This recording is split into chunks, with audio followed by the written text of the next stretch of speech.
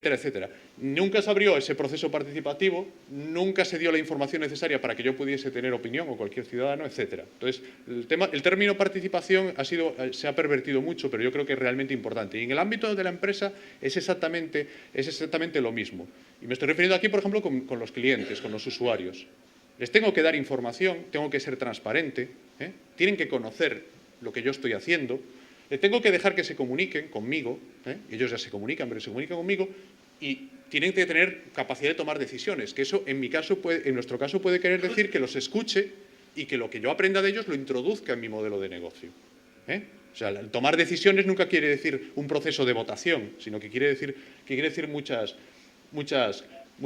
cosas. Por eso a mí me gusta comparar. Muchas veces cuando se diseñan estos modelos de participación, y esto también lo llevo, fijaros que estoy utilizando dos diapositivas que utilicé hablando en un taller en el que hablábamos de participación y de visualización de información. Y las cogí porque me parecían que era el mismo argumento que podíamos utilizar aquí hablando de los clústeres, ¿no? Normalmente cuando hablamos de participación, mi ayuntamiento, hablamos de eso.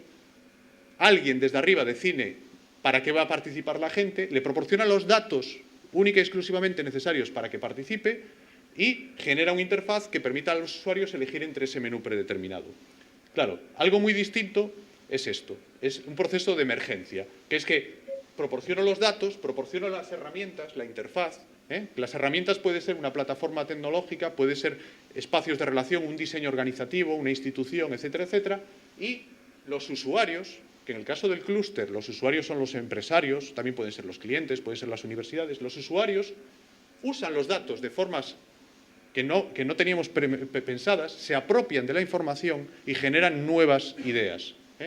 Y ese es un proceso mucho más productivo, mucho más rico, mucho más divergente que el proceso convencional. Por eso decía, cuando empezaba, pues decía que estamos muy instalados en el primer nivel y que tendríamos que trasladarlos a esta nueva forma de entender cómo funcionan las cosas. No porque el primero tiene que haber datos, tiene que haber gente que gestione, etcétera, etcétera. Pero eso empiezan a ser prerequisitos, no objetivos finales. Y aquí aparece la tecnología. A mí también me gusta mucho utilizar esta imagen, esta es de un finlandés, creo, que habla de todos conoceréis.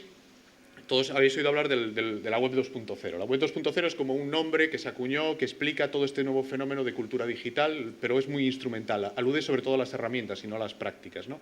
Entonces, aquí es donde tiene sentido la tecnología. Una organización necesita tecnología igual que una persona necesita toda una serie de sistemas fisiológicos, porque la tecnología, o sea, ese proceso relacional de comunicación, de gestión del conocimiento, ya no es un proceso que en gran medida sucede en los espacios digitales. Entonces, necesito tecnología, y esta analogía es muy interesante, necesito tener un sistema nervioso, o sea, necesito ir captando lo que sucede en el exterior y en mi interior. Y hay tecnología para eso. Necesito tener sentidos. O sea, el sistema nervioso necesito integrar la información, necesito la sensibilidad, necesito ver, oír, oler, etc. Necesito tener un cerebro. O sea, al final tengo mi conocimiento y necesito gestionarlo. Ahí aparecen los wikis, las etiquetas, etc. Necesito un esqueleto, el back office. Que eso es quizás lo que está más desarrollado en el mundo empresarial en España. Pero fijaros cómo todo eso se traduce en tecnología.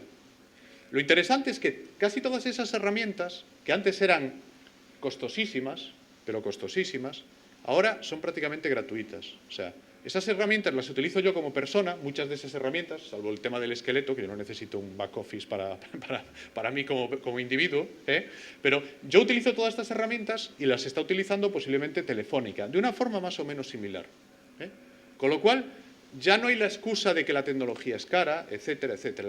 La tecnología es un instrumento, es imprescindible, la tenemos que integrar en un modelo, o sea, tiene que ir a la vez el cambio tecnológico y el cambio cultural, pero, digamos, es la única forma, solo usando esa tecnología podemos, digamos, gestionar todos esos procesos de una forma eficaz y eficiente. Con lo cual, resumiendo un poco lo que yo os quería comentar, al final, construir un clúster.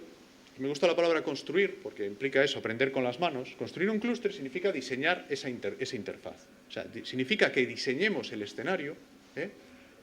El escenario tiene varias patas. Tiene la tecnología, tiene cómo voy a gestionar el conocimiento, que no es un tema baladí, es un tema muy importante. Si tengo una tecnología 2.0, pero gestiono el conocimiento de una forma jerárquica, va a haber un choque brutal y no va a valer para nada. Entonces, ¿cómo gestiono el conocimiento? Significa cómo me comunico con mi red social, qué estrategia de comunicación tengo. Al menos significa esas 3 patas.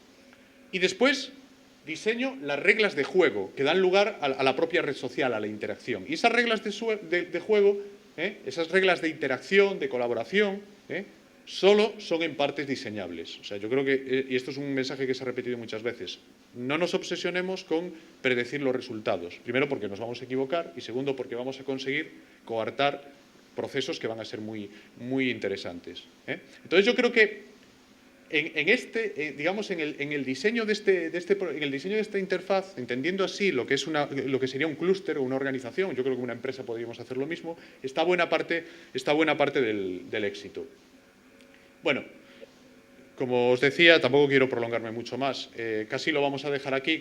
Lo único que quería hablar era cómo cualquier organización tiene que ser creativa y tiene que ser innovadora. O sea, o está creando cosas nuevas, está teniendo ideas nuevas y las está traduciendo en productos, servicios que llegan al mercado, en modelos organizativos nuevos, o tiene un recorrido corto.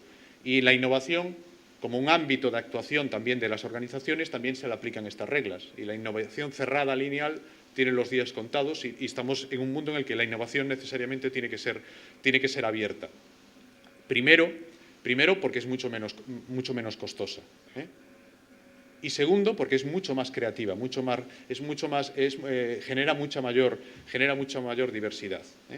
Ya la innovación ya no sucede en los laboratorios de I+D, ya no sucede ni siquiera en las universidades, cuando están aisladas.